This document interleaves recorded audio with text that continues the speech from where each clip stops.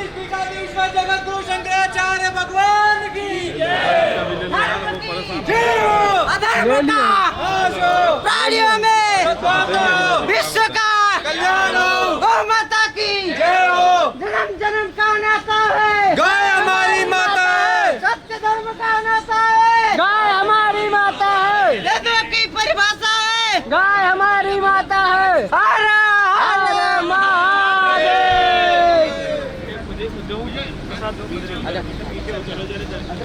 गौ माता की जय, शंकराचार्य महाराज की जय, प्रभु महाराज की जय, प्रभु महाराज की जय।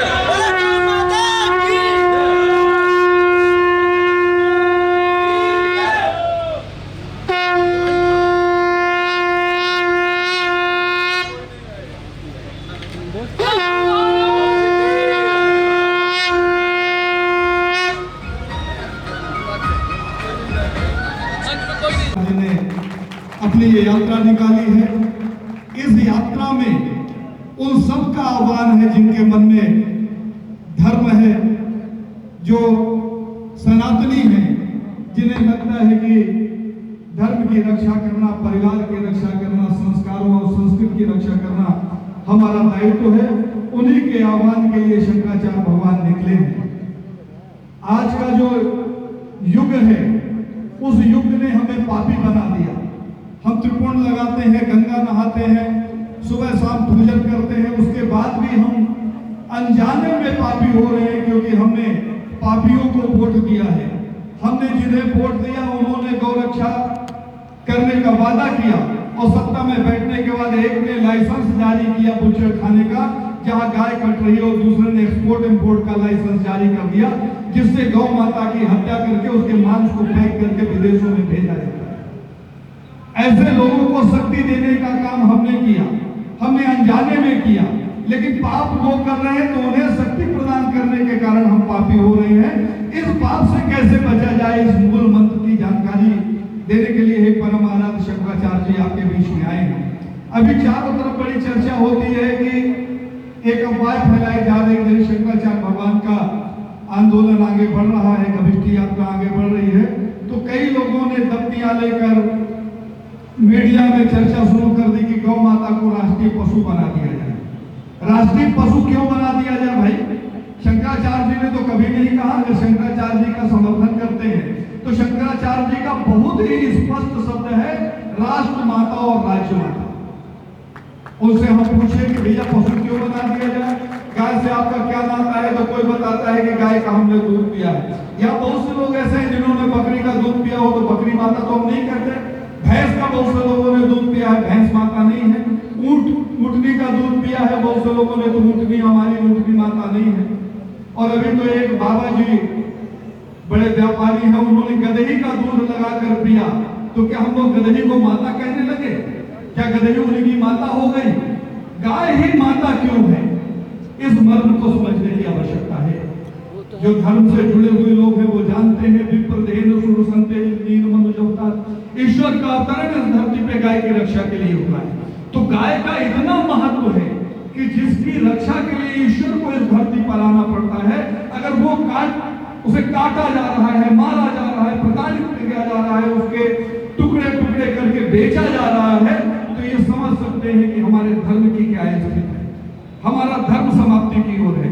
शंकराचार्य भगवान ने जब ये सब आंदोलन किया कि आज हमारे जेब में पैसे तो है लेकिन सुख नहीं है, शांति नहीं है, हम पारिवारिक रूप से, मानसिक रूप से, शारीरिक रूप से टूटते चले जा रहे हैं, हमारी प्रतिष्ठा पूरी तरीके से समाप्त हो गई है। जाने अनजाने कर्जे में हम दबे हैं। आज हर व्यक्ति लाखों रुपए के उस कर्जे में दबा है जिस कर्जे को उसने लिया ही नहीं।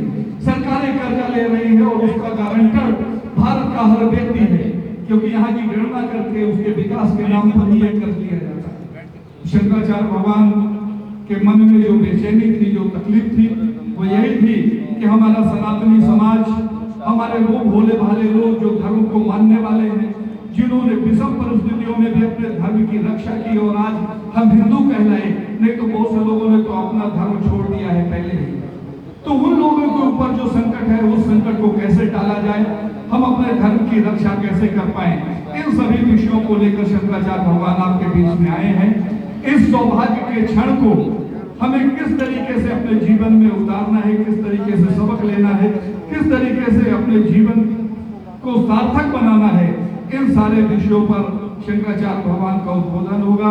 हमारे बीच में साध्वी जगदम्बा है, जो शंकराचार्य चतुरंगिनी सेना का गठन किया गया है। चतुरंगिनी सेना धर्म की रक्षा के लिए किस तरीके से काम करेगी, आपको 24 जुलाई को आना ही आना है। लखनऊ के मानवता काशीराम उद्यान में क्यों आना है, इन सभी विषयों पर चर्चा करेंगे। उसके बाद हम परम आराध्य जी को सुनेंगे।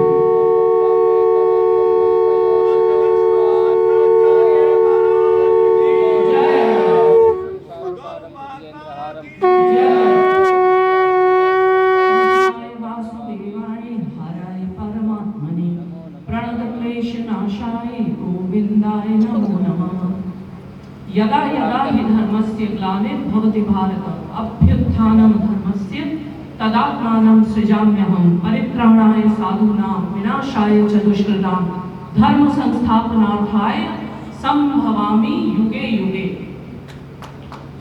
हस्तिनापुर की इस पावन धरा पर आज शंकराचार्य भगवान के नेतृत्व में जो 81 दिवसीय गविष्ठी यात्रा पूरे उत्तर प्रदेश के प्रत्येक विधानसभा में जिस यात्रा को होना है, पूरा अपनी परिक्रमा लेनी है, उस क्रम में आज आपके क्षेत्र में ये यात्रा पहुंची है।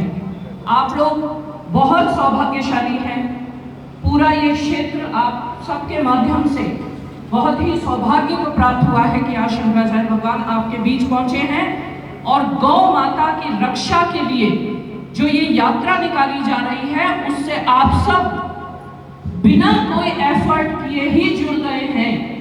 आपने यहाँ पे आना ही, आपका यहाँ आना, यहाँ अपने परिवार के साथ माताओं बहनों का बैठना ही एक चरण तो आप आगे बढ़ चुके हैं इस यात्रा से जुड़ने में। अब बात यह है कि हम चूंकि आप सब जैसे परिवार के लोग हैं, लेकिन फिर भी परिवार वालों के मन में भी धर्म के लिए कुछ करने की इच्छा है, जिज्ञासा है, और सबको पता है कि गौ माता की क्या दुर्गति इस समय हो रही है देश में, और विशेष तौर पे चूंकि उत्तर प्रदेश का संदर्भ है, तो आप सबको अपने अपना योगदान शंकराचार्य चतुरंगिनी के माध्यम से करने का एक बहुत ही सुलभ प्रकल्प आप सबके बीच में पहुंच चुका है। शंकराचार्य भगवान ने एक चतुरंगिनी का गठन किया है जिसमें 4 अंग हैं, तन मन धन और जन। ये चारों अंग किसी समाज का निर्माण करने के लिए यही चारों वस्तुओं की आवश्यकता होती है, तन मन धन और जन। यहाँ पूरा जन समुदाय है। आप सब एक नंबर डायल करके सबसे पहले तो अपना रजिस्ट्रेशन कर लें और तुरंत आप शंकराचार्य जी से डायरेक्ट जुड़ जाएंगे और यहीं से आपकी शुरुआत हो जाएगी चतुरंगिनी सेना से जुड़ने की। तो सबसे पहले आप लोग अपने अपने मोबाइल निकाल लीजिए। माताएं बहनें, आप सबके पास भी मोबाइल है, आप जल्दी जल्दी अपने मोबाइल निकाल लीजिए, कीपैड खोल लीजिए और मैं एक नंबर आपको देती हूँ, उस पर तुरंत एक मिस्ड कॉल आप दीजिए। 844 853 1008 844 853 1008। दोबारा बोलो, 844 853 1008। अब जैसे ही आप मिस कॉल देंगे कुछ ही सेकंड्स के अंदर आपके व्हाट्सएप पर एक संदेश मिलेगा आपको। वो जैसे जैसे आपको गाइड करेगा, नाम वगैरह पूछेगा, आप नाम भर दें, क्षेत्र भर दें और धीरे धीरे आप उससे रजिस्टर हो जाएगा आपका नाम और आप सीधे शंकराचार्य जी से जुड़ जाएंगे। आने वाले जो भी शंकराचार्य जी के संदेश हैं, आपकी जो जिज्ञासा है, वो आप सीधे उनसे संपर्क करके और धर्म के कार्य के लिए आगे बढ़ सकते हैं। अब अगली बात यह है कि जब ये यात्रा पूरी होकर, देखिए महाभारत, हस्तिनापुर महाभारत के लिए विश्व प्रसिद्ध है। यहाँ जो घटनाएं हुई वही फिर कुरुक्षेत्र में महाभारत का कारण बनी। तो जब हमारे शंकराचार्य भगवान ने भी कुछ दिनों का समय दिया था, मैं 2 पंक्तियां रामधारी सिंह दिनकर जी की रश्मि रखी से पढ़ना चाहूंगी। हित वचन नहीं तूने माना, मैत्री का मूल्य न पहचाना, तो ले मैं भी अब जाता हूँ, अंतिम संकल्प सुनाता हूँ, याचना रही अब रण होगा, जीवन जय या कि मरण होगा। उस समय भगवान कृष्ण ने जब दुर्योधन के आगे एक प्रस्ताव रखा था कि शांति से धर्म स्थापना होती रहे, शांति से पांडवों के साथ आप धर्म की बात करो, आप सबको पता है कि ये गांव दे दो, 5 गांव दे दो, ये एक उन्होंने बात रखी थी, लेकिन वो बात भी ठुकरा भी गई थी।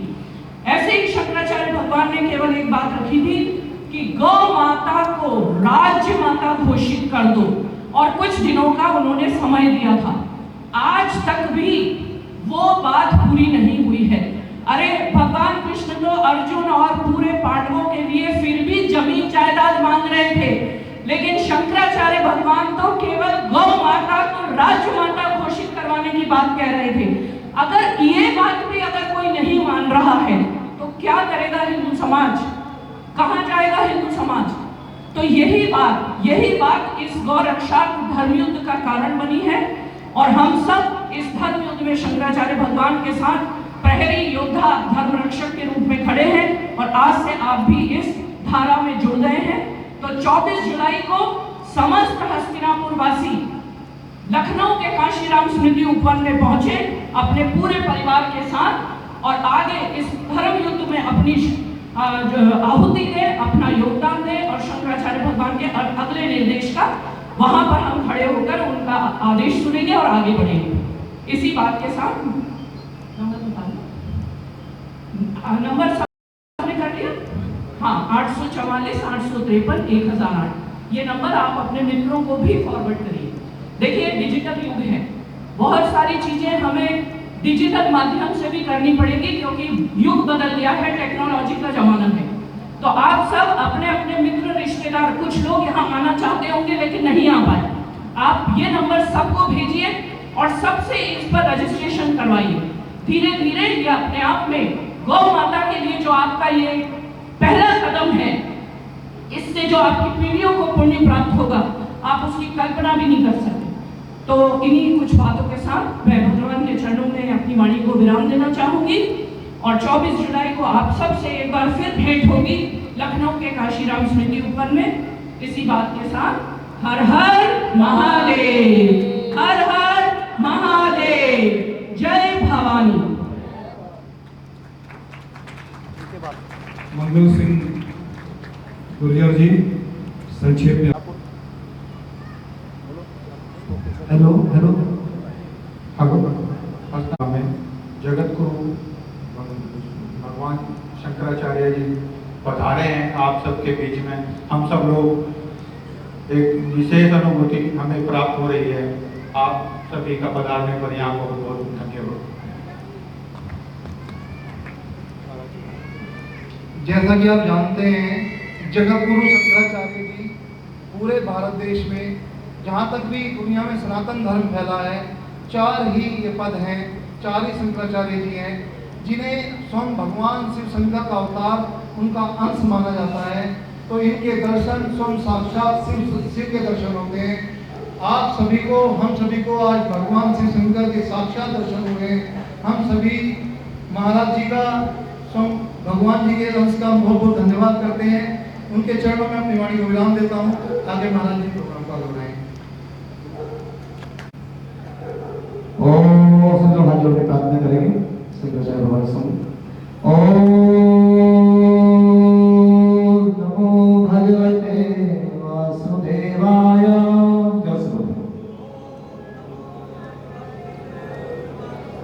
ओम नमो भगवते वासुदेवाय।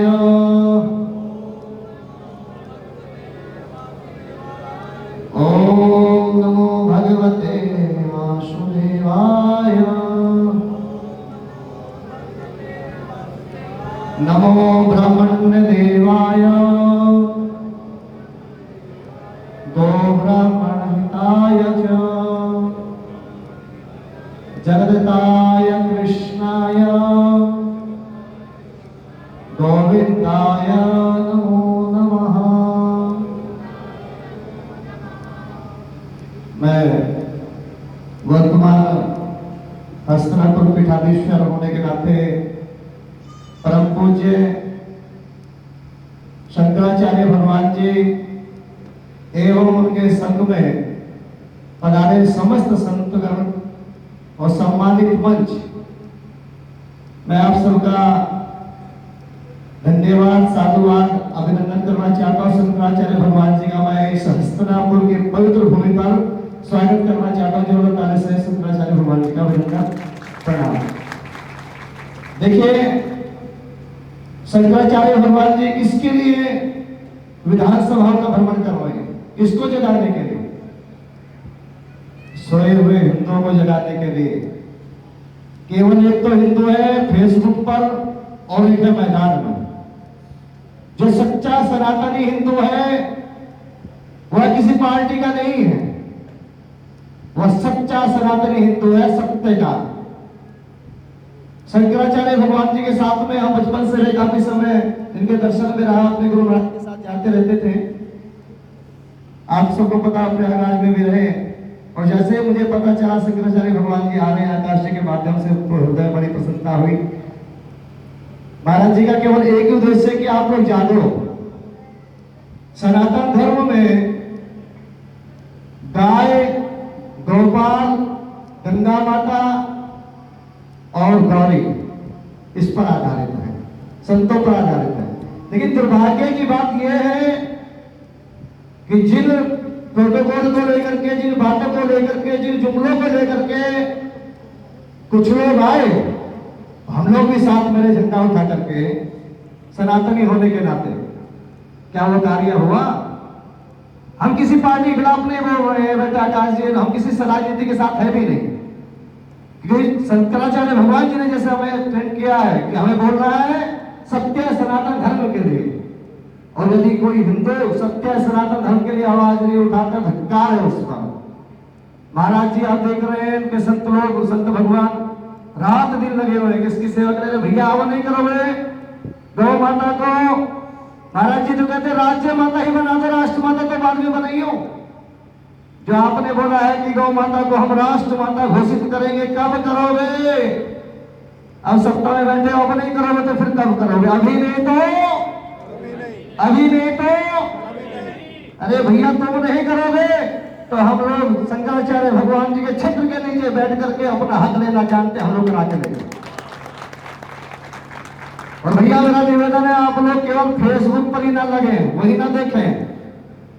जैसे पता चले कि महाराज जी ने आह्वान किया है तो अपने परिवार को लेकर के तन मन धन से इस महायज्ञ में अपनी आहुति प्रदान कर लो, तभी तुम सच्चे सनातनी छोड़ो रे इंसान।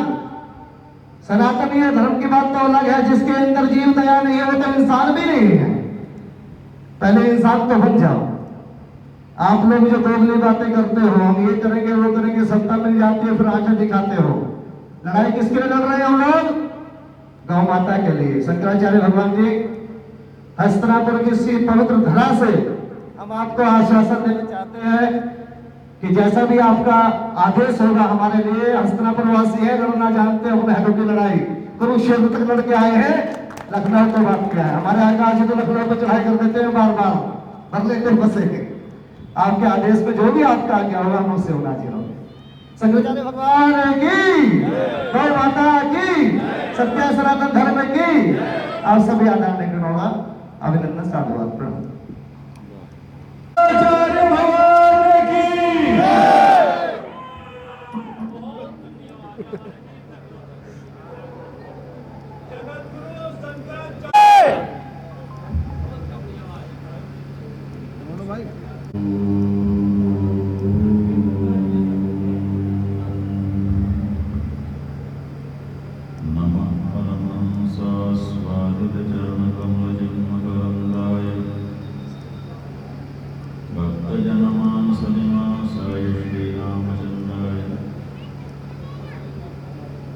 दिव्यमव्ययं धाम सारस्वतमुपास्महे यत्प्रसादात् प्रलीयन्ते मोहान्ततमसश्चटाः। नमो गोभ्यः श्रीमतीभ्यः सौरभेभ्यः च नमो ब्रह्मसुताभ्यश्च पवित्राभ्यो नमो नमः। श्रीराम जय जय राम। श्रीराम जय राम। धर्म की जय हो, अधर्म का नाश हो, प्राणियों में सद्भावना हो, विश्व का कल्याण हो। गौ माता की जय हो। नमः पार्वती पतये हर हर हर महादेव।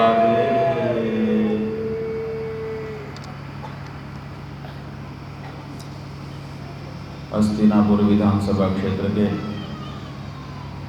सम्मानित निवासियों, समादरणीय मातृशक्ति, आप लोग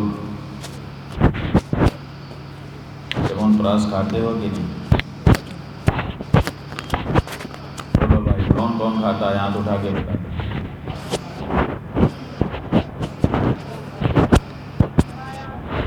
कम लोग।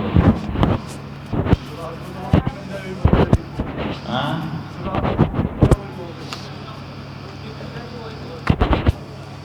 कम लोग हैं,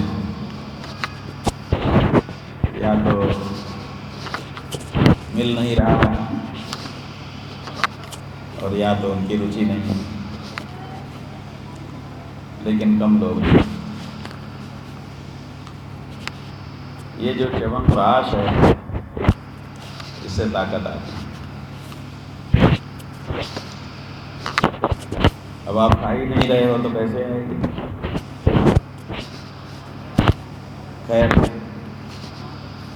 हम इसलिए ये बात आपसे पूछ रहे हैं क्योंकि च्यवनप्राश में एक नाम है जो एक मुनि का है। च्यवन नाम के एक ऋषि हो गए।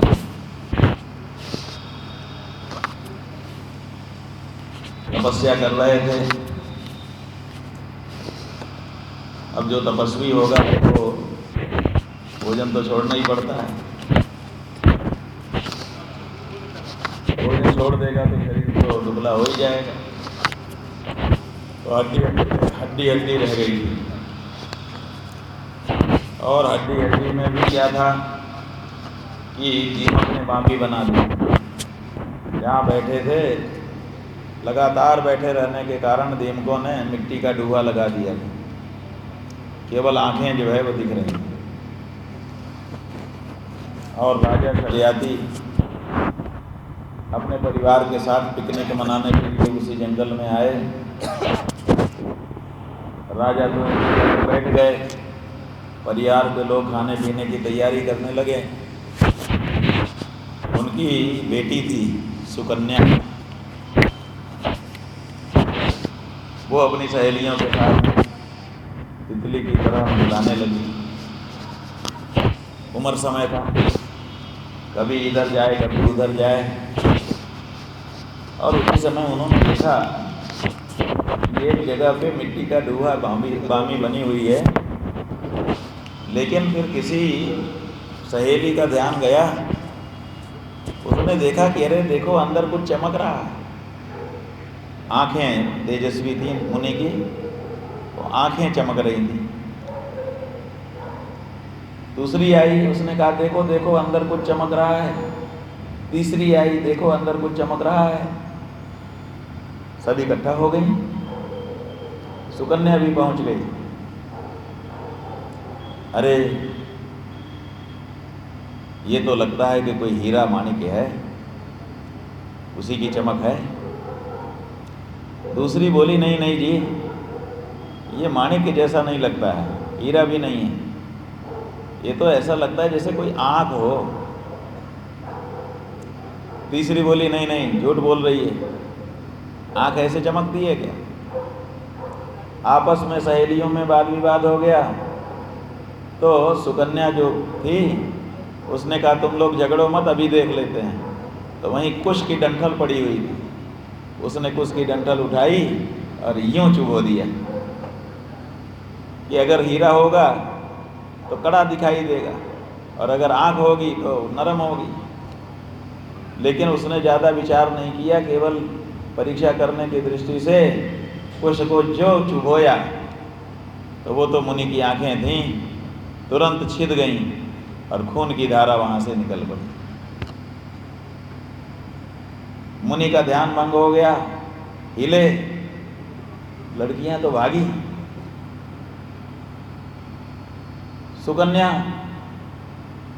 जा करके अपने पिता की गोद में सिर रख करके रोने लगी, पिताजी पिताजी हमसे अपराध हो गया।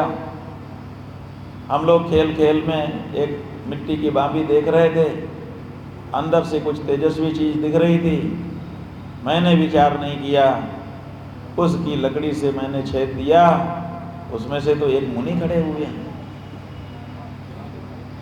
राजा घबराए, ये तो बड़ा अपराध हो गया बिटिया से। तुरंत दौड़ करके गए, वहाँ मुनि बेचारे आँख में से आंसू खून बह रहा था, बैठे थे।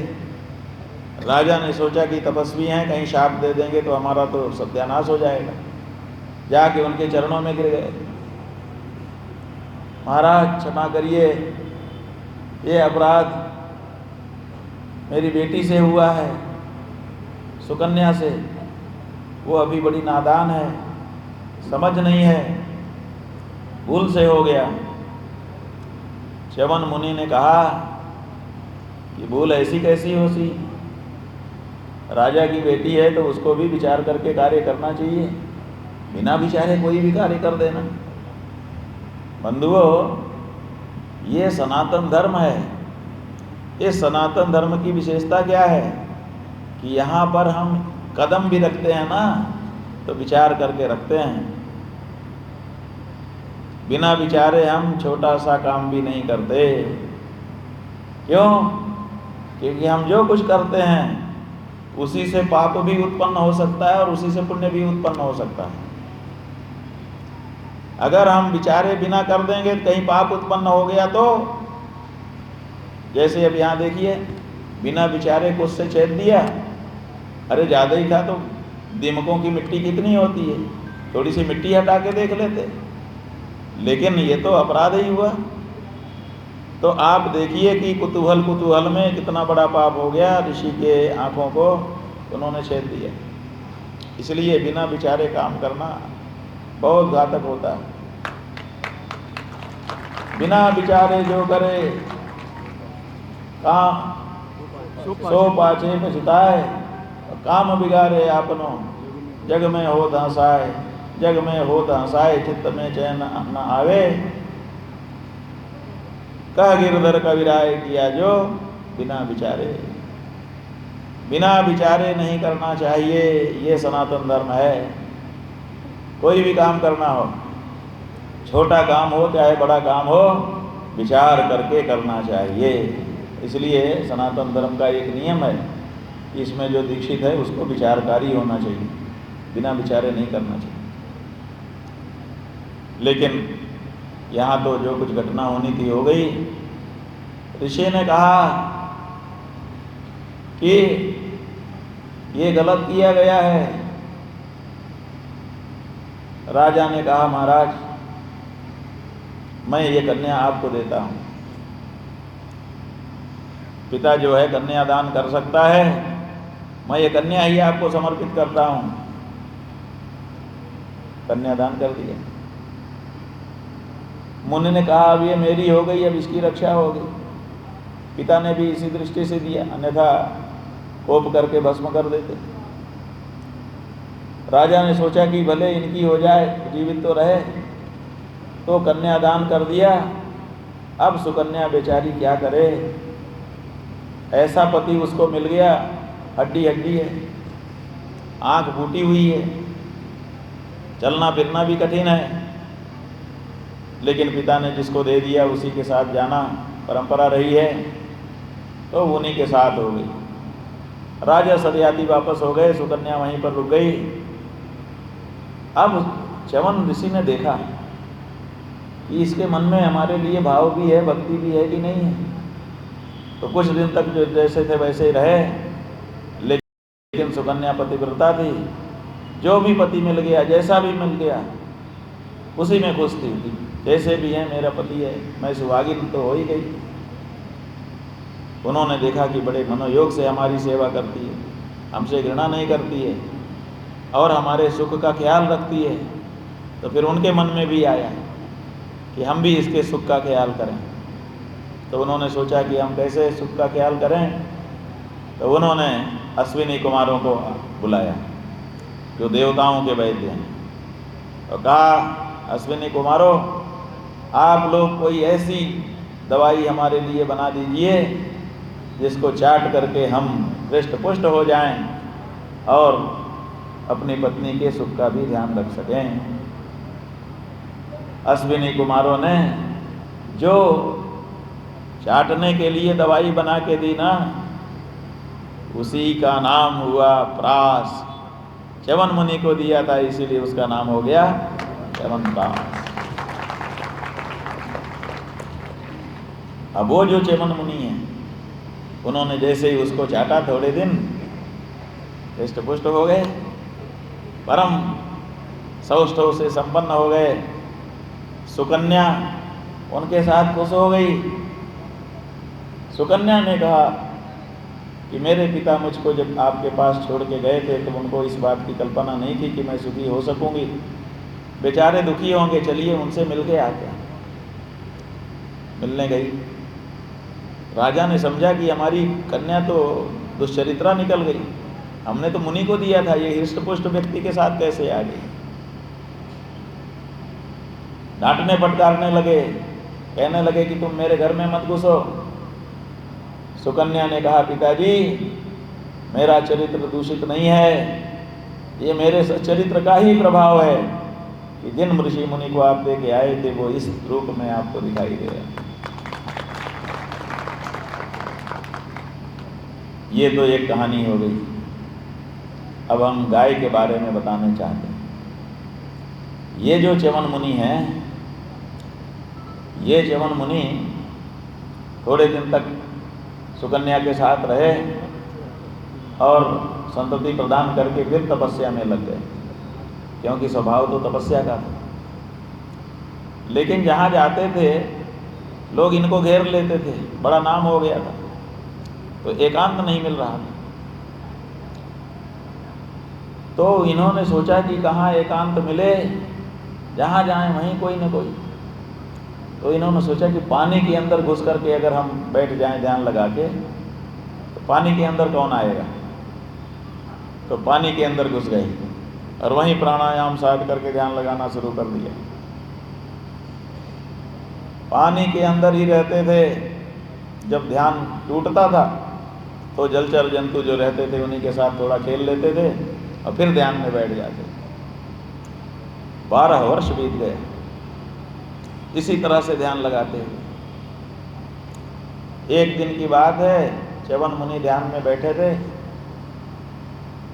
मछुआरे आ गए और उन्होंने बहुत बड़ा जाल डाला कि जितनी मछलियां हैं सब इकट्ठा पकड़ लें। और जाल को नीचे से जो यूं फैला करके उठाया तो मछलियां बहुत सारी उसमें फंस गईं और च्यवन मुनि भी उसी में अंदर ध्यान लगाए बैठे थे, वो भी फंस गए। अब उन्हीं के साथ उनको निकाल दिया। जब मछुआरों ने निकाला तो ट्रकों से तो मछली निकली, लेकिन उसी के अंदर च्यवन मुनि भी बैठे थे। मछुआरे तो पहले तो घबराए, च्यवन मुनि को देख के, महाराज हमसे बड़ा पाप हो गया, दोष हो गया, आपको हमने निकाल दिया। च्यवन मुनि ने कहा, नहीं नहीं, तुमसे क्या पाप हुआ, तुम तो मछुआरे ही हो, मछली ही मारना तुम्हारा काम है, इसी में तुम्हारी आजीविका है, इसलिए तुम्हारा कोई दोष नहीं है और हमारा भी कोई दोष नहीं है, क्योंकि हम जिनके साथ 12 साल से रह रहे हैं, अगर उनको विपदा आई तो उनको छोड़ करके हम अलग कैसे हो सकते। सताम सप्तपदे मैत्री, जो सज्जन लोग होते हैं 7 कदम भी जिसके साथ चल लेते हैं उससे मित्रता कर लेते हैं। अरे सनातन धर्म में जो विवाह होता है उसमें क्या होता है, यही 7 पदी, 7 कदम चलाया जाता है कि जरा साथ में चलो। जैसे 1 घूमे, 2 घूमे, 3 घूमे, 4 घूमे, 7 कदम होते होते तो इतना मित्र हो जाते हैं कि दोनों एक हो जाते हैं। होते हैं कि नहीं होते?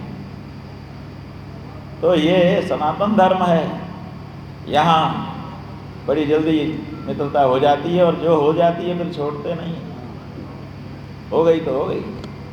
तो च्यवन मुनि ने कहा कि हम 12 साल से इनके बीच में रह रहे थे, इन्होंने हमें क्षति नहीं पहुंचाती, नहीं तो हमको नोच नोच के खा लेते। तो इन्होंने हमारी रक्षा की, अब जब इनका प्राण संकट में है तो मैं इनको छोड़ के नहीं जाऊंगा, इसलिए मुझे भी मछली में ही गिन लो।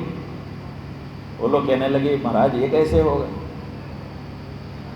कहा नहीं, मैं तो मछली में ही गिना जाऊंगा। जैसे मछलियों को बेचोगे वैसे मुझे बेचो, जैसे मछलियां काट के खाई जाएंगी वैसे मैं भी काट के खाया जाना मंजूर करता हूँ। अब मैं मछलियों से इतर अपना जीवन नहीं देखता। ऋषि महर्षियों के अंदर सबसे अपने आप को जोड़ लेने की अद्भुत क्षमता होती है। जो परिवारी व्यक्ति होता है और जो परिवार छोड़ के निकल जाता है, दोनों में बंधु अंतर क्या होता है? परिवारी कितना ही प्रयास कर ले, अपने परिवार के अलावा सब उसको पराये लगते हैं, और साधु कितना ही प्रयास कर ले उसको कोई पराया लगता ही नहीं। अगर पराया लग रहा है तो साधु को समझ लेना चाहिए कि मैं साधु बन तो गया, लेकिन अभी साधुता मुझ में नहीं आई। अभी रंगाई पुताई बाहर से हुई है, अभी रंग अंदर तक पहुंचा नहीं है। कई लोगों के बहुत दिन तक नहीं पहुंचता।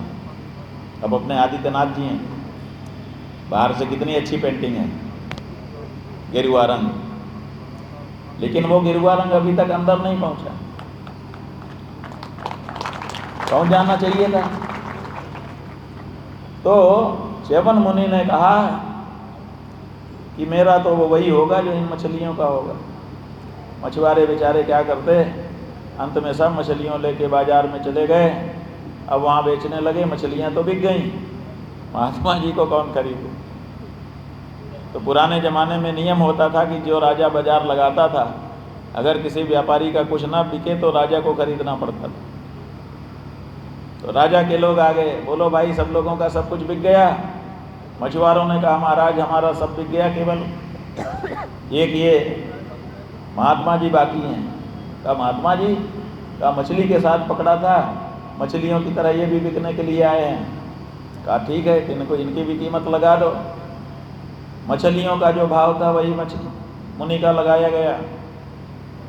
इतना रुपया किलो, बोले तराजू पे रख दो, जितना किलो ठहरेंगे उतना हम दे देंगे। अब तराजू पे रख दिया, तौलने लगे, लेकिन क्या चमत्कार हुआ कि बराबरी ही नहीं हो रही। किलो पे किलो मन पे मन बढ़ाते चले जा रहे थे, और महात्मा जी का पलड़ा ऊपर उठने का नाम नहीं ले रहा था। हजारों रुपए का मूल्य चढ़ा दिया, अब भी कुछ नहीं हुआ, और 10 गुना कर दिया, तब भी कुछ नहीं हुआ। जो बजट था वो खत्म हो गया। तब राजा को सूचना करी गई, आपने जितना बजट दिया था उतने में भी अब अंतिम वस्तु जो बची है खरीदी नहीं जा पा रही है। राजा ने कहा और बढ़ा दो। लाख रुपया कर दिया तब भी नहीं हुआ। करोड़ रुपया कर दो, करोड़ रुपया कर दिया तब भी उनका वजन नहीं घटा। राजा खुद आ गया, बोला कि आज मेरी प्रतिष्ठा का प्रश्न है, अगर नहीं खरीदूंगा तो लोग कहेंगे कि इन्होंने गलत प्रतिज्ञा की थी। पुराने राजा जो होते थे उनके मुंह से जो वचन निकल जाए उसको निभाते थे। और आज के राजा कहते हैं कि आपको हर खाते में 15-15 लाख दिया जाएगा, और आप लोग top top top top top 15 lakh आने वाला है, अच्छे दिन आने वाले हैं। आपने बटन दबा दिए, और बटन दबा के जब सत्ता पे बैठ गए, आप लोग सोचते थे अब आएगा 15 लाख, अब आएगा 15 लाख। अब जब नहीं आया तो सुगबुगाहट शुरू हुई है, भाई आ नहीं रहा है। सुगबुगाहट से भी काम नहीं चला तो कहने लगे क्या हुआ क्या हुआ। और जब आपने हल्ला मचाया कि 15 लाख कहाँ है, तो नेताजी सामने आ गए, बोले वो तो जुमला था जी। सही है कि गलत है?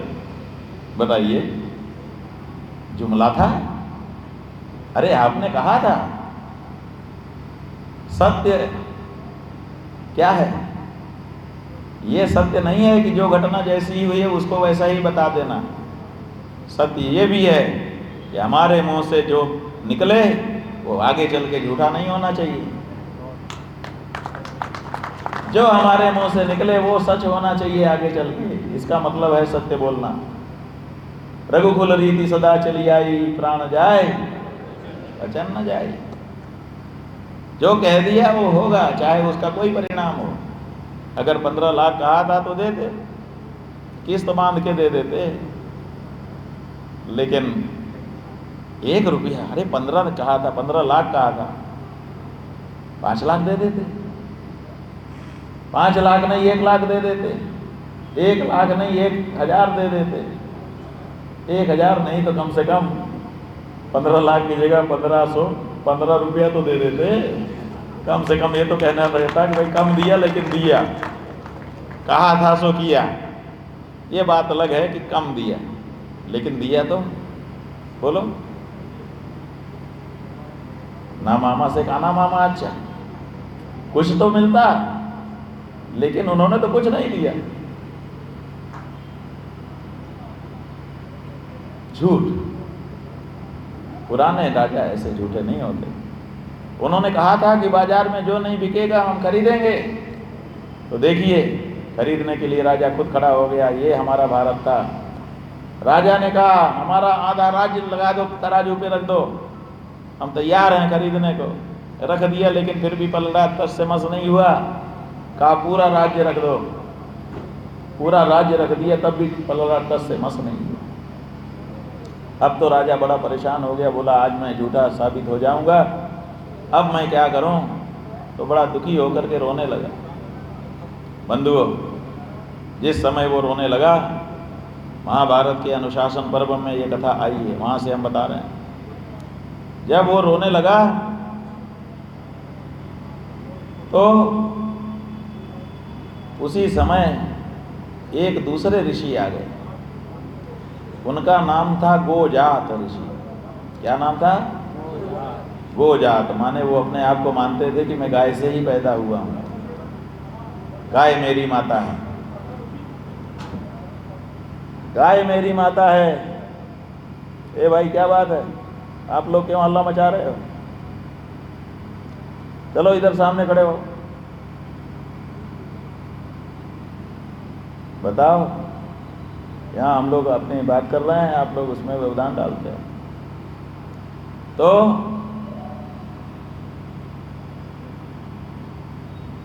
गोजात ऋषि आ गए। उन्होंने कहा कि राजन क्यों रो रहे हो?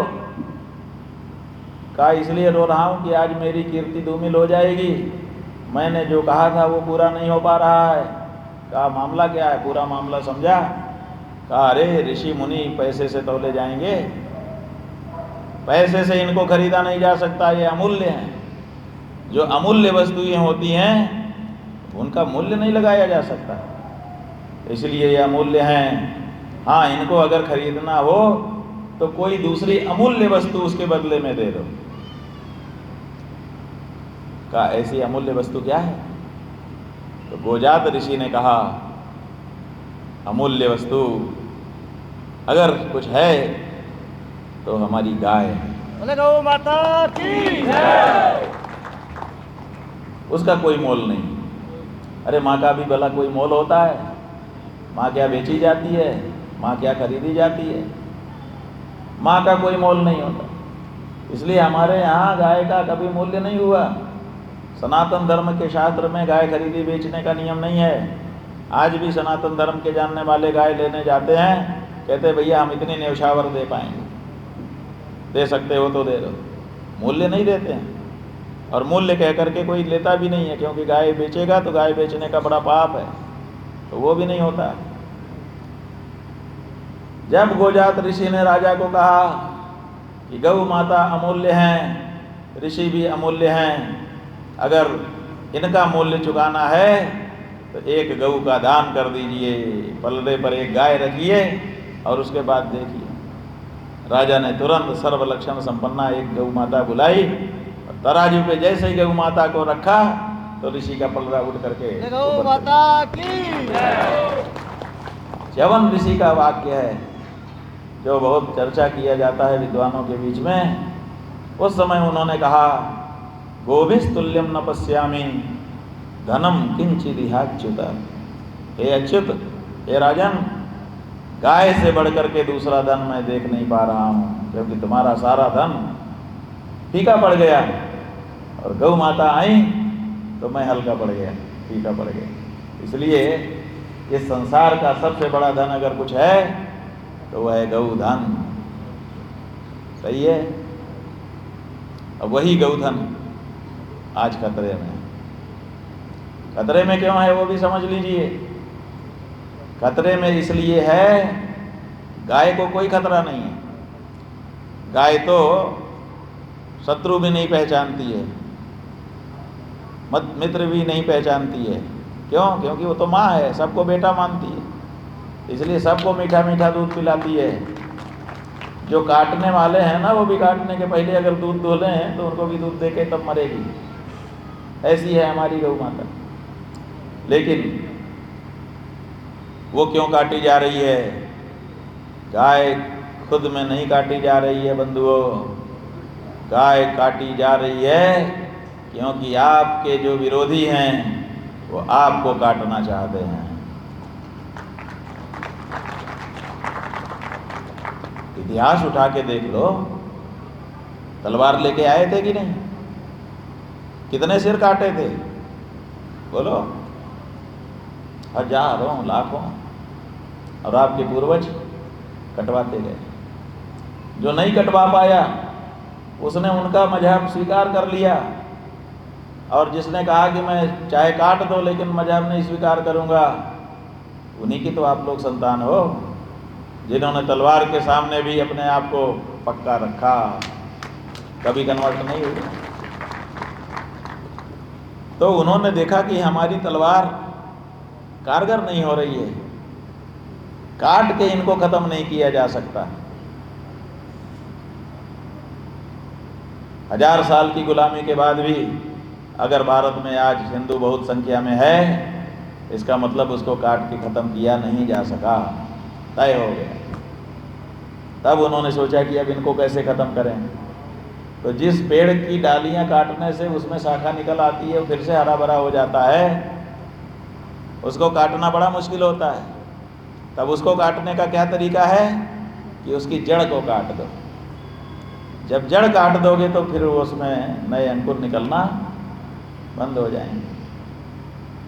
तो इस समय जो हमारे विरोधी विधर्मी हैं, उनकी चाल ये है कि हम हिंदू को तो काट नहीं पाए, अब हिंदुओं की जड़ काट देते हैं, और हिंदुओं की जड़ गौ माता है। गाय कट गई तो फिर हिंदू भी कट जाए। और हिंदुओं ने इसीलिए सदा अपनी जड़ों की रक्षा की है, गौ माता की रक्षा की है। हिंदू जाति ही गौ रक्षक जाति है। जो भी अपने को हिंदू कहता है उसका कोई न कोई गोत्र होता है कि नहीं होता है? आप लोगों का सबका है कि नहीं है? बताइए आप, किसका किसका है? सभी का है। बिल्कुल सही है। बिना गोत्र का हिंदू नहीं होता। और गोत्र माने क्या होता है? गो माने गाय, उत्तरा माने उसकी रक्षा। गोत्र वाले हो माने गौ रक्षा के गुण वाले हो। तो गौ रक्षा आपका स्वाभाविक गुण है। जिस दिन आप गौ रक्षा नहीं कर पाएंगे उस दिन आप हिंदू भी नहीं रह पाएंगे। खत्म। इसलिए गौ रक्षा करना है। और अब आपके पास अंतिम मौका आ गया। कैसे आ गया? आपके यहाँ पहले खूब गायें थी। एक व्यक्ति पे 1000 गाय होती थी, फिर एक व्यक्ति पे घटते घटते 100 रही, फिर एक व्यक्ति पे 10 थी। जब आज़ादी हुई तब इतिहास उठा के देख लो, जब आज़ादी हुई तब एक व्यक्ति पे 10 गाय थी, फिर 8 हुई, फिर 7 हुई, फिर 6 हुई, फिर 5 हुई, फिर 4 हुई, फिर 3 हुई, फिर 2 हुई, फिर 1 हुई। अब तो एक व्यक्ति पे 1 भी नहीं रह गई, क्योंकि आप लोग 150 करोड़ हो और गाय केवल 17 करोड़ रह गई। इसका मतलब कम से कम 7-8 लोगों पे, 10 लोगों पे एक गाय बची है, और वो भी पूरी गाय नहीं है, उसमें जर्सी है, विदेशी नस्ल की, जिसको गाय मानना ही कठिन है। उसमें भी संकरित गाय है। जो शुद्ध देशी नस्ल की गाय है वो तो अब 1-1.5 करोड़ है, माने 150 लोगों पे एक। अब ये हालत है, और 80,000 रोज काटी जा रही है। 80,000 आपकी देशी गाय रोज काट दी जा रही है। आप बताओ 1.5-2 करोड़ भी मान लें, अगर 1 करोड़ से आगे बढ़ के, तो कितने दिन बचेगी? अगली पंचवर्षीय योजना में गाय वोटों में ही रह जाएगी, इसके बाद देखना मुश्किल हो जाएगा। आज भी अगर अभी हम कहें कि मुँह मांगा पैसा दे रहे हैं, जाओ न्यौछावर लेकर के, किसी को न्यौछावर दे के गाय शुद्ध ले आओ, आप लोग अगर निकलेंगे कि शुद्ध देशी नस्ल की गाय हमको चाहिए, आज नहीं मिल पाएगी। कम से कम महीना भर लगेगा खोजने पे, तब कहीं एक मिलेगी, बाकी वही मिलेगी जो विदेशी नस्ल है। आज मुश्किल हो गया गाय का प्राप्त कर पाना, 1-2 साल के बाद और मुश्किल हो जाएगा, और 5 साल के बाद खत्म गाय नाम की चीज। जैसे जुरासिक पार्क बना के आप लोग डायनासोर देख रहे हो, उसी तरह से गोरासिक पार्क बना के गाय देख पाओगे, चित्रों में देखोगे, खत्म। क्या इसके लिए आप लोग तैयार हो कि आपकी आने वाली पीढ़ी चित्रों में गाय को देखे? अगर नहीं तैयार हो तो आपको कड़े कदम उठाने पड़ेंगे। और कड़ा कदम क्या है? कड़ा कदम यह है कि आप खड़े हो जाइए कि खबरदार, अब मैं अपने वोट ऐसी किसी पार्टी को नहीं दूंगा जो सत्ता में आकर के गौ माता की रक्षा नहीं कर सकता। समझ गए? कौन कौन तैयार हो? हाथ उठाओ उठाओ। माने ढीला ढीला हाथ है, इसका मतलब आगे दिक्कत हो जाएगी।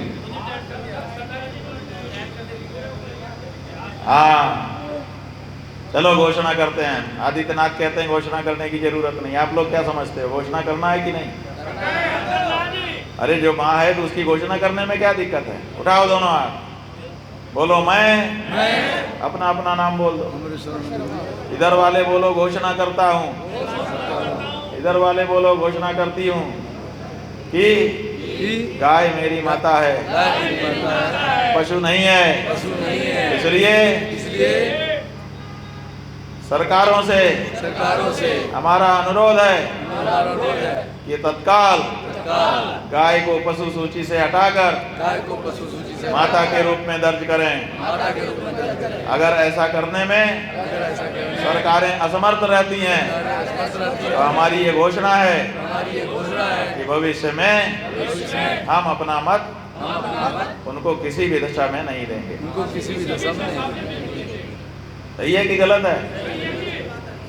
आप उनको वोट देते जा रहे हो और वो आपका वोट लेकर के आपकी गौ माता को गायब करते चले जा रहे हैं। ये आपके साथ छल है, बहुत बड़ा प्रपंच है, आपको पाप में डाल रहे हैं। इसलिए आप लोग इस बारे में सावधान हो जाइए।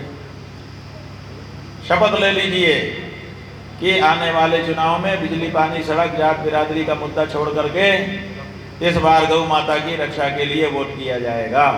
सही है? उठाओ दाहिना हाथ, पहली वाली उंगली को सीधा करो, बाकी मोड़ लो। देखो ये जो मुद्रा बन गई इस समय, ये कोई सामान्य मुद्रा नहीं है, ये चक्रधारी मुद्रा है। आपके भगवान जब रक्षा करना चाहते हैं किसी की, ऐसे ही दाहिना हाथ उठा के उसकी उंगली सीधी करते हैं, सुदर्शन चक्र आके मंडराने लगता है, जान जाता है कि इनकी इच्छा रक्षा की हो चुकी है। आप लोग भी तो ईश्वर का ही अंश हो, आप में भी तो रक्षा की शक्ति है। जरा जगाओ, घुमाओ जरा उंगली को, बोलो अहम अनम वृत्रम गविष्ठौ अहम अनम वृत्रम गविष्ठौ अहम अनम वृत्रम गविष्ठौ। ये 3 बार हमने जो कहा समझ लो एक मंत्र हो गया।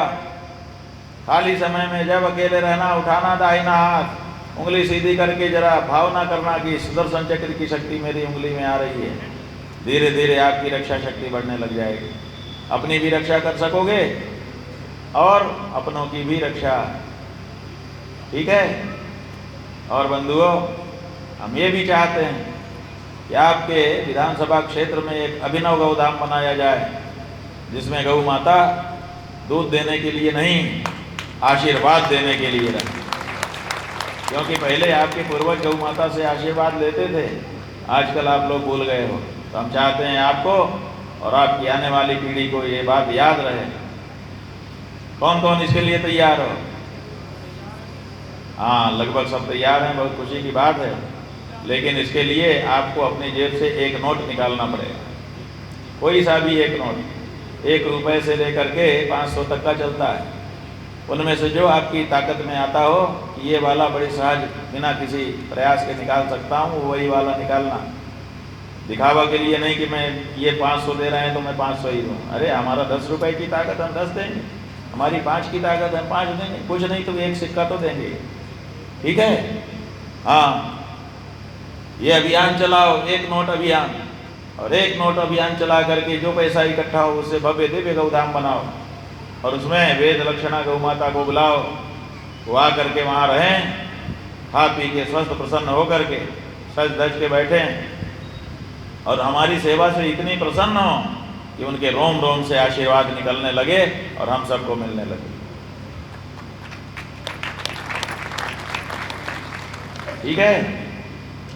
तो ये काम हमारी तरफ से इस विधानसभा क्षेत्र में कौन करेगा? किसी एक व्यक्ति को हम चाहते हैं कि वो हमारा प्रतिनिधि हो जाए। कौन अभी है? आकाश। हाँ, तीनों मिलके तय करो कौन एक। फाइनल कौन है? मंगल सिंह। सब लोग मिलके, ये लोग मंगल सिंह का नाम, आप लोग किसका ले रहे हो? मंगल सिंह के लिए हाथ उठाओ। मंगल सिंह के लिए हाथ उठाइए। अरे कोई भी हो, इसमें क्या बात है? आकाश के साथ रहेंगे। आकाश के लिए हाथ उठाइए। हाँ, आकाश और मंगल सिंह। आइए, ये जो हैं आकाश को हस्तिनापुर विधानसभा में 1 नोट अभियान चलाने, उससे एकत्रित राशि से भव्य दिव्य गौधाम बनाने, और उसमें वेद लक्षणा गौ माता को विराजमान कर सेवा करके सबको रोम रोम से आशीर्वाद दिलाने के लिए हम अपना प्रतिनिधि नियुक्त कर रहे हैं। और मंगल सिंह जी को सह प्रतिनिधि नियुक्त करते हैं।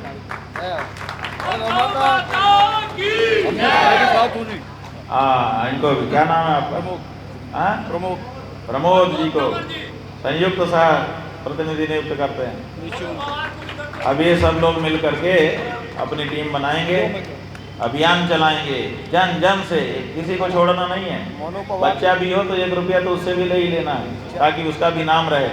जब भवन बनेगा तो उसमें हम लोग पूरी लिस्ट लगा देंगे, उसकी पीढ़ियाँ जानेंगी कि हमारे अमुक ने इतना नोट, इतना वाला नोट दिया था, और उससे उसका लिंक बना रहेगा। जब वहाँ से आशीर्वाद चलेगा तो जो लोग अपने हाथ से छू के पैसा दिए रहेंगे उनके यहाँ डायरेक्ट जाएगा, और बाकी को हम लोग ले जा के देंगे। ठीक है कि नहीं? मोनो को वार को भी कर दो। अब 3 कर दिए, 3 से ज्यादा हम नहीं करेंगे। आप लोग आपस में मिला के करो, टीम बनेगी। ठीक है? हमारी बात से आप लोग सहमत हैं? हाँ, तो अब जो है, अब की बार गौ माता की सरकार, अब की बार गौ माता की सरकार बनाना, नारा बना दो। नाम लिखना पड़ेगा। अरे जो गौ माता पर चोट, हम ना देंगे उसको बोल। बोलिए गौ माता की हर हर महादेव। ऐसे शंकराचार्य स्वयं से चलकर आप सबके बीच में आए हैं, तो चिंता का विषय है कि ऐसी कौन सी स्थिति और परिस्थिति है कि शंकराचार्य स्वयं चलकर जन जन के पास जा रहे हैं, सभी सनातनियों से मिल रहे हैं और उनसे संवाद कर रहे हैं।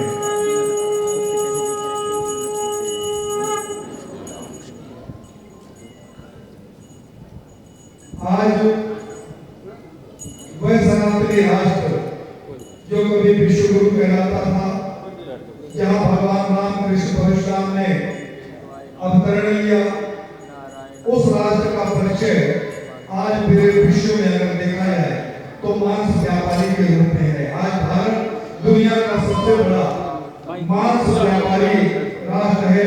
सबसे ज्यादा कत्ल यहाँ होते हैं जीवों के, सबसे ज्यादा हत्याएं होती हैं, जिसमें हमारी गौ माता भी शामिल है, और उसकी हत्या करके पूरी दुनिया में मांस की सप्लाई की जाती है। आज इस विश्व गुरु का नाम कृष्ण के देश का पूरे विश्व में परिचय यही है। जिस तरीके से अभी पिछले सवाल में हमने पूछा, ये डिस्ट्रिक्ट मेरठ है ना, मेरठ है, तो मेरठ का होने के नाते आप लोगों के मन में एक विचार हमेशा रहता है कि ये क्रांतिकारियों की भूमि है। कितने लोगों को गर्व है कि ये मेरठ है? हाथ उठाइए। क्रांतिकारियों की भूमिका होने के नाते मन में गर्व का एहसास होता है, जबकि हमने कोई बलिदान नहीं दिया, हमारे पुरखों ने बलिदान दिया, फिर भी गर्व की अनुभूति हमें होती है कि हम उस मेरठ के हैं जहाँ क्रांतिकारी वीर प्रभु पैदा हुए। लेकिन आज सोचिए, आज इस प्रदेश का और पूरे राष्ट्र का, भारत का परिचय पूरी दुनिया में जब मांस के व्यापारी के रूप में हो रहा है, तो क्या ये गर्व का विषय है? इस बात पे हम गर्व कर सकते हैं? क्या सीना तान कर हाथ उठाकर हम कह सकते हैं कि हम उस देश और उस प्रदेश के वासी हैं जहाँ सबसे ज्यादा जीव हत्या होती है और मांस का व्यापार होता है? कितने लोगों को इस विषय पर क्या बताइए कि आप व्यापारी उस व्यापार को करते हैं, उस व्यापारी राष्ट्र के निवासी है जहाँ गाय की हत्या होती है, जीवों की हत्या होती है। जिस तरीके से आपने हाथ उठाकर बताया कि मेरठ का होने के नाते, क्रांतिकारी भूमिका होने के नाते हमें गर्व है, तो क्या भारतीय होने पर इस बात पे गर्व किया जा सकता है? पूरी दुनिया में आज भारत की छवि यही है, और ये छवि क्यों बनी, ये समझने की आवश्यकता है। जो लोग मांस खाते हैं